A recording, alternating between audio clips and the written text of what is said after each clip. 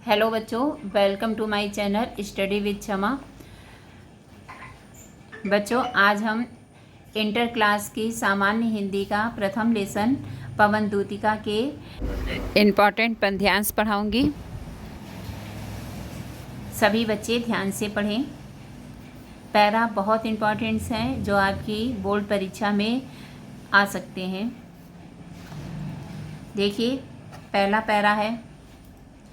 पहला पद्यांश आपका है, बैठी खिन्ना एक दिवस वे, गेह में थी अकेली, आके आंसू द्रग युगल में थे धरा को भिगोते, आई धीरे इस सदन में पुष्प संदग्ध हो के ले, प्रातः वाली सुपवन इसी काल वातयनों से, संतापों को विपुल बढ़ता देख के दुखता हो, धीरे बोली सा दुख उससे श्रीमती राधिकायु, प्यारी प्रातः पवन इतना क्यों मुझे है सताती, क्या तू भी है कलुषित हुई काल की क्रूरता से।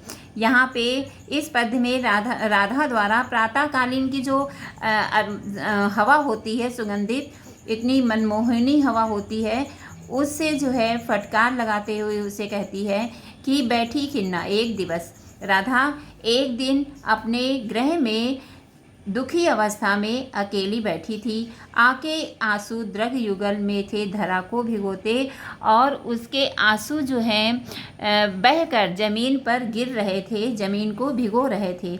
आई धीरे इस सदन में पुष्प सद गंध को ले, और उसी समय हवा का झोंका जो है पुष्पों की सुगंध को लिए हुए, प्रातः वाली सुपवन इसी काल वातयनों से, और प्रातःकालीन जो हवा होती है पुष्पों से सुगंधित हवा झरोकों के बीच से वहाँ पर आती है, संतापों को विपुल बढ़ता देख के दुखता को धीरे धीरे सदुख उससे श्रीमती राधिकायु, और वो इतनी सुगंधित हवा भी राधा को जो है बहुत ही दुखी कर रही थी। ऐसा लग रहा था कि वो हवा उसको काटने को दौड़ रही हो। तो वो कहती है कि राधिका जो है दुखी अवस्था में धीरे से बोलती है, प्यारी प्रातः पवन तुम मुझे इतना क्यों सता रही हो, क्या तू भी कलुषित हुई काल की क्रूरता से, क्या तुम भी क्रूरता मान रही हो। इस पवन से पूछ रही है क्या तुम भी क्रूर क्यों हो गई हो, यानी कि तुम इतनी क्रूर क्यों हो गई हो। मैं एक दुखी अवस्था में बैठी हूँ, बहुत दुखी हूँ, और मुझे ये पुष्प की सुगंधित हवा जो है दे रही हो। प्रातःकालीन हवा से राधिका दुखी अवस्था में बोलती है, हे प्यारी प्रातः पवन तुम मुझे इतना क्यों सता रही हो, क्या तुम भी इस काल की क्रूरता से दुखी हो। आगे बच्चों देखिए, इसमें सौंदर्य काव्य सौंदर्य में जो है भाषा खड़ी बोली है, और गुण प्रसाद है, शैली प्रबंधक है, रस वियोग श्रृंगार है यहाँ पे, और शब्द शक्ति जो है अभिधा है। ठीक है, प्रस्तुत पंक्तियाँ, अब इसमें इससे संबंधित जो प्रश्न है, प्रस्तुत पद्यांश का संदर्भ लिखिए। तो प्रस्तुत पद्यांश का आपको संदर्भ लिखना है पाठ्य पुस्तक किसे हम प्रस्तुत पद्यांश हमारी पाठ्य पुस्तक से संकलित अयोध्या सिंह उपाध्याय हरि और द्वारा रचित पवन दूतिका शीर्षक कविता से उद्धृत है। रेखांकित अंश की व्याख्या कीजिए। मैंने अभी आपको पूरे पैरा की व्याख्या बताई है, तो जहाँ पे ये रेखांकित लाइन है आप उसका ही सिर्फ अर्थ लिखेंगे। ठीक है। नायिका ने पवन को क्रूर क्यों कहा है। नायिका का मन खिन्न एवं उदास था, उसके नयन आंसुओं से भरे हुए थे। नायिका की इस दैन्य दशा से में प्रातःकालीन पवन जब सभी में उमंग एवं उत्साह का संचार कर रही थी, तब वह नायिका के लिए हृदय विदारक बनकर उसके दुख को बढ़ा रही थी, इसलिए नायिका ने उसे क्रूर कहा है। ठीक है, वो भी उसे दुखी कर रही थी। ठीक है, इसलिए उसे क्रूर कहा है। ये पहला वाला इम्पॉर्टेंट है जो मैंने पढ़ाया है। और देखिए छठा, तेरे में है न यह गुण जो तू व्यथाएं सुनाए। ठीक है, तेरे में न यह है गुण जो तू व्यथाएं सुनाए। व्यापारों को प्रखर मति और युक्तियों से चलाना। बैठे जो हो निज सदन में मेघ सी कांति वाले, तो चित्रों को इस भवन के ध्यान से देख जाना। और राधा कहती है कि पवन से कि तुम्हारे अंदर यह गुण तो है नहीं कि तुम मेरी व्यथा को बोल कर सुना पाओ, तो इसलिए तुम अपनी यातनाओं के द्वारा जो है उन तक जो है हमारे दुख को बता देना, कृष्ण को हमारी दुख की अवस्था को बताना। व्यापारों को प्रखरमति और युक्तियों से चलाना, यानी कि तुम युक्तियों के द्वारा तो हमारे दुख को वहाँ पर दर्शा सकती हो। बैठे हो जो निज सदन में मेघ सी कांति वाले, और तुम्हारे अपने सदन में मेघ सी कांति वाले जो श्री कृष्ण जब बैठे हो, तो चित्रों को इस भवन के ध्यान से देख जाना। तो उनके चारों ओर चित्रों को देखना, जो चित्रों में विरह विथुरा का मिले चित्र कोई, और उसमें जो कोई विरह का चित्र तुम्हें वहाँ दिखाई दे तो जाके निकट उसको भाव से यूं हिलाना। तो हे हवा, उस चित्र को जाकर हिलाना। प्यारे हो के चकित जिससे चित्र की ओर देखें, आशा है यूं सूरती उनको हो सकेगी हमारी। और प्यारे श्री कृष्ण जो हैं उस ओर देखेंगे हिलते हुए चित्र को, तो वो विरह वाला चित्र देखकर शायद हम लोगों की सूरत जो है, हम लोगों की उनको सुध हो जाए। ठीक है, हम लोगों की सुध हो जाए का मतलब ये है कि हम लोग भी उनके विरह में इस समय व्याकुल हैं, यह वो जान सकें। जो कोई भी इस सदन में चित्र उद्यान का और हो प्राणी विपुल उसमें घूमते बावले से, तो जाके सन्निकट उसको यूं हिला के उसे भी देवात्मा को सूरत ब्रज के व्याकुलों की कराना। और वहाँ पे आगे कहते हैं कि अगर कोई तुम्हें घूमता हुआ बावला व्यक्ति मिले, तो उनके सन्निकट जाकर उसको यूं हिला के उसे भी देवात्मा की सूरती ब्रज के व्याकुलों को की कराना, उसको भी हिला के सामने उसके लाना, और यह दर्शाना कि उनके याद में ये ब्रजवासी भी इसी तरह जैसे कुमला गए हैं, पागल हो गए हैं। कोई प्यारा कुसुम कुमला गेह में जो पड़ा हो, तो प्यारे के चरण पे ला डाल देना उसी को। यूं देना ऐ पवन बतला फूल सी एक बाला मलाना हो कमल पग को चूमना चाहती है। और यदि कोई रास्ते में तुम्हें मुरझाया हुआ फूल मिले, तो उसको अपने हवा के झोंकों से प्यारे के श्री कृष्ण के चरण में डाल देना। हो सकता है कि वो मुरझाया हुआ फूल देखकर श्री कृष्ण को हम गोपियों की भी याद आ जाए। मलाना हो तो कमल पद को चूमना चाहती है, यह याद आ जाए कि इन कमल पद की जो है हम गोपियाँ भी इस कमल पद को चूमना चाहती हैं। इसमें बच्चों इस समय 2 ही इम्पॉर्टेंट्स हैं तो मैंने बता दिए। अब दूसरा चैप्टर है कैकेयी का अनुताप गीत। इसको देख लीजिए। तदंतर बैठी सभा उज के आगे, नीले वितान के तले दीप बहु जागे। टकटकी लगाए नयन सुरों के थे वे, परिणामों सुख उन भयातुरों के थे वे। उल्फुल्ल करौंदी कुंज वायु रह रह कर करती थी, सबको पुलक पूर्ण मह कर। वह चंद्रलोक था कहाँ चांदनी वैसी। प्रभु बोले गिरा गंभीर नीर निधि जैसी, हे भरत भद्र अब कहो अभिषिप्त अपना। सब सहज हो गए भंग हुआ ज्यों सपना, हे आर्य रहा क्या भरत अभिषिप्त। अब भी मिल गया अकंटक राज्य उसे जब तब भी। अब यहाँ पे प्रस्तुत पद्यांश जो है वो हमारी कैकेयी का अनुताप शीर्षक से लिया गया है। इसके रचयिता मैथिली शरण गुप्त जी हैं। अब इसमें देखिए भरत जो हैं, भरत सहित अयोध्यावासी चित्रकूट पहुंचने के पश्चात श्री राम की कुटिया के आगे सामने सभा में बैठी हुई है, जिसे देखकर ऐसा आभास हो रहा था। तदंतर बैठी सभा उटज के आगे, श्री राम की कुटिया के आगे बैठी हुई है। उसे देखकर ऐसा मालूम हो रहा था नीले वितान के तले तले दीप बहु जागे, कि नीले आसमान के नीचे बहुत से दीप जगमगा रहे हैं। टकटकी लगाए नयन सुरों के थे वे, परिणाम उत्सुक उन भयातुरों के थे वे। अब आगे कह रहे हैं कि महत्वपूर्ण निर्णय का परिणाम जानने के लिए वे सभी उत्सुक एकटक नज़र लगाए गड़ाए हुए बैठे हुए थे कि क्या परिणाम है, वो किस लिए। पहले तो ये बताइए, अयोध्यावासी और भरत जो हैं श्री राम के पास क्यों गए थे? इसलिए गए थे ना कि श्री राम को मनाकर वापस ले आए।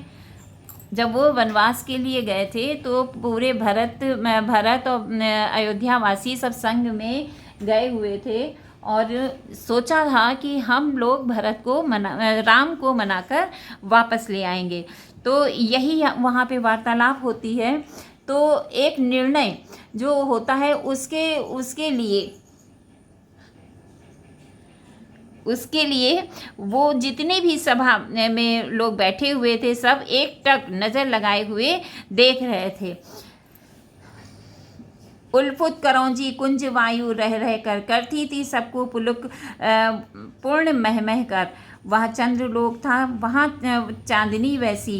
प्रभु बोले गिरा गंभीर नीर निधि जैसी। अब आगे बोल रहे हैं, सभी इस बात को लेकर भयभीत थे कि कोई कठोर निर्णय ना करे। वहाँ का प्राकृतिक सौंदर्य अनुपम था। खिले हुए करौंदे, पुष्पों से भरे हुए बगिया, रह रहकर मंद मंद शीतल हवा व सुगंधित पवन वहाँ उपस्थित लोगों को पुलकित कर रही थी। वो उस समय वहाँ पे करौंदे पुष्पों से भरे हुए बगीचे थे, ठीक है, जो जिसकी हवा जो है वहाँ पर बैठे हुए लोगों को पुलकित कर रही थी, मन मोह रही थी। वहाँ ऐसी मनोहर चांदनी छिटक रही थी जैसा मिलना कहीं और दुर्लभ था। वह सभा चंद्रलोक सी प्रतीत हो रही थी। अलौकिक दृश्य परिपूर्ण उस शांत सभा में श्री राम ने सागर सदृश अति गंभीर स्वर में बोलना जब प्रारंभ किया, प्रभु बोले गिरा गंभीर नीर निधि जैसी। नीर निधि की परिपूर्ण शांत सभा में श्री राम सागर के समान, ठीक है, सागर के समान नीर निधि जैसी बोले, सागर के समान गंभीर स्वर में बोले, हे भरत भद्र अब कहो अभिषिक्त अपना। हे भरत भाई अब कहो कि क्या है। भरत भाई अब अपना अभिषिक्त कहो, यानी कि अब अपनी इच्छा बताओ। वह सहज हो गए, भंग हुआ जो सपना, और सब लोग सतर्क हो गए कि जैसे कोई सपना टूट गया हो। भाई वहाँ पे बिल्कुल शांति थी, और जब राम ने बोलना आरंभ किया तो सब उनकी ओर देखने लगे। ऐसा लग रहा था कि कोई उनका सपना टूट गया है। हे आर्य, फिर भरत बोलते हैं, हे आर्य रहा क्या भरत अभिषिप्त अब भी मिल गया अटंकक राज्य उसे तब भी। हे भाई, क्या अब हमारी और भी कोई इच्छा रहेगी जब मुझे इतना बड़ा राज्य मिल गया है, ठीक है। अब जो है इसमें काव्य सौंदर्य में भाषा जो है खड़ी बोली है, छंद मालिनी है, शैली प्रबंधात्मक है और गुण प्रसाद है, शब्द शक्ति अभिधा एवं लक्षणा भी है।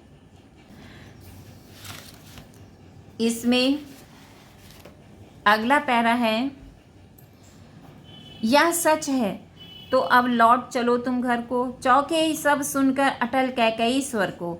सबने रानी की ओर और अचानक देखा। वैधत्व तुषारा व्रता यथा विधुलेखा बैठी थी अचल तथापि असंख्य तरंगा। वह सिंही अब थी हा गौमुखी गंगा। अब जो है राम की इस बात को सुनकर जब भरत स्वयं उसकी माता भी ना पहचान सकी तो कैकई कहती है कि यह सच है, यानी कि जब भरत को उसकी माँ ही नहीं पहचान सकी, राम कह रहे हैं अगर भरत को उसकी माँ ही नहीं पहचान सकी तो यह अगर सच है तो हे राम अब घर को लौट चलो। चौके यह सुनकर सब अटल कैकई स्वर को, वहाँ पे बैठे हुए सभी लोग यह सुनकर चौंक गए। सबने रानी की ओर अचानक देखा। विधुत्व तुषाराव्रता यथा विधुलेखा, और उस समय विधवा रूप में श्वेत वस्त्र धारण करके वे ऐसी प्रतीत हो रही थी, बैठी थी अचल, तथापि असंख्य तरंगा वासिंगी अब थी हा गौमुखी गंगा। और वो जो है ऐसी प्रतीत हो रही थी मानो कोहरे ने चांदनी को ढक लिया है। स्थिर बैठी होने के पश्चात भी मन में विचारों की अगिनत तरंगे, उसके मन में असंख्य तरंगे घूम रही थी, उठ रही थी। कभी सिंगनी सी प्रतीत होने वाली रानी कैकई आज दीनता के भावों से भरी थी। आज वह गंगा की सदृश शांत, शीतल और पावन थी। हाँ जानकर भी मैंने ना भरत को जाना, सब सुन ले तुमने स्वयं अभी यह माना। हाँ, मैं भरत को जानकर भी मैं नहीं जान सकी, सब सुन ले तुमने स्वयं अभी यह माना। यह सभी लोग सुन ले, यहाँ पे जितने सभा में बैठे हुए हैं सभी सुन ले कि यह आप अभी मान चुके हो कि मैं भरत को नहीं जान सकी, तो यह सच है। तो फिर लौट चलो भैया, अपराधीन हो तात तुम्हारी मैया। हे राम, मैं आपकी अपराधीन हूँ, अपराधीन हूँ तात तुम्हारी मैया, अपराधीन तुम्हारी माता है। इसमें बच्चों भाषा खड़ी बोली है और गुण प्रसाद है, रस शांत एवं करुणा है।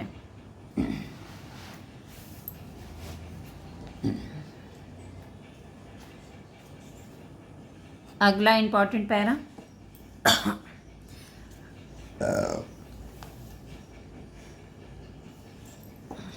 दुर्बलता का ही चिन्ह विशेष शपथ है, पर अबला जन के लिए कौन सा पथ है।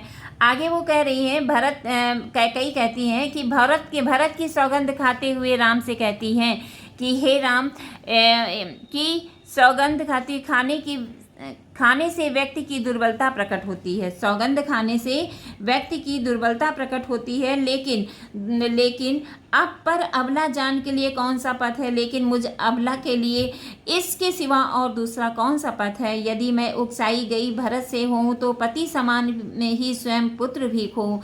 यदि मैं अपने भरत के से उकसाई हुई हूँ, यानी कि मैंने अगर भरत के कहने से आपको वनवास दिया है, तो मैंने जैसे पति को खोया है वैसे पुत्र भी खो बैठूं। ठहरो मत रोको मुझे, कहूँ सो सुन लो, करके पहाड़ सा पाप मौन रह जाऊं। आगे कैकई कहती है, ठहरो मुझे मत रोको, जो मैं कह रही हूँ उसको सुन लो। मैंने इतना बड़ा पाप किया है, राई भर भी अनुताप न करने पाऊँ। मैं उसका क्या राई जो है बहुत छोटी होती है बच्चों, उसी के लिए बताया है राई, कि मैं क्या राई भर भी उसका अनुताप न करूं। श्री संछत्र शशि निशा उत्तेज टपकाती, रोती थी नीरव सभा हृदय थपकाती। कैकई यह सब कहने के दौरान तारों से भरी चांदनी रात ओस के रूप में अश्रु जल बरसा रही थी और नीचे मौन सभा हृदय को थपथपाते हुए रुदन कर रही थी। यहाँ कहने का तात्पर्य यह है कि कैकई के हृदय परिवर्तन और उसके पश्चाताप को देखकर सभा में उपस्थित सभी लोगों की संवेदना उसके साथ ही थी, मानो सभासद सहित प्रकृति ने भी उन्हें उनके अपराध के लिए क्षमा कर दिया हो। यहाँ पे बच्चों एक बार फिर से देख लो कि उस समय चांदनी रात थी और रात का समय था, तो ओस टपक रही थी, ठीक है। तो रोती थी नीरो सभा हृदय थपकाती। तो जब कैकई इतनी दुर्बल हो गई थी और इतनी दुखी थी, उसके जो अश्रु थे वो वहाँ पे प्रकृति भी उसका साथ दे रही थी, अश्रु जो ओस टपक रही थी, तो ऐसा लग रहा था कि प्रकृति भी उसके दुख से रो रही है, ठीक है। इसमें बच्चों गुण प्रसाद है, रस करुणा है, शैली प्रबंधात्मक है, अलंकार इसमें अनुप्रास और उपमा अलंकार है। आगे बच्चों अगले वीडियो में मिलते हैं। अगर वीडियो पसंद आया है तो please like and subscribe my channel. Thank you.